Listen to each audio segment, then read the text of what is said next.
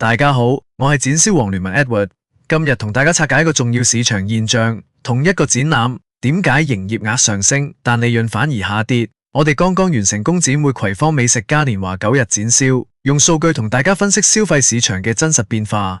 呢個場對我哋嚟講一直係駕輕就熟。上年用一個攤位9日做到10幾萬營業額，政府資助一半租金，平均每日租金只需2000蚊左右，仲要平日派一個同事，週末2個。我自己就間唔中幫下手就 OK， 可以話係相當和味。今年進取少少，同拍檔一齊攞3個位，一人一半，即係今年做多半個位。工展會規矩，邊個攞位多就可以優先揀位。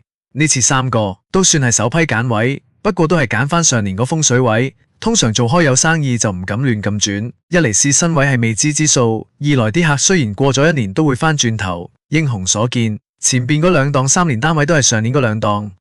大家見到都講句咁快又1年，今年加油啊！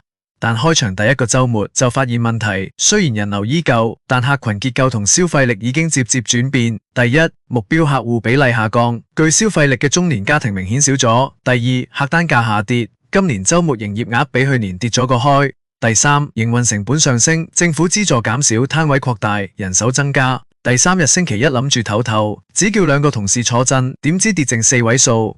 咁冇計啦，真係唔對路。之後嗰幾日自己落場都係直踩到尾，連好耐冇用嘅做妹戰術都出埋，真係10成功力出盡晒。結果9日埋單，營業額好過上年，但利潤反而低咗。原因好簡單，成本增幅遠超營業額增長。最值得反思係，同樣環境下，隔籬買中式海藻、大豆蛋白嘅拍檔，最後一日朝早已經買清存貨提早收工，證明唔係個場唔得，而係市場需求轉變。上午長者時段，傳統養生食品熱賣；下晝家庭時段，我哋嘅產品先回復正常銷量。同樣場地，不同產品，結果天壤之別。經過今次實戰，我得出3個重要結論：第一，消費力轉移已成趨勢，必須正視；第二，產品必須多元化，針對不同客群；第三，成本控制比營業額增長更重要。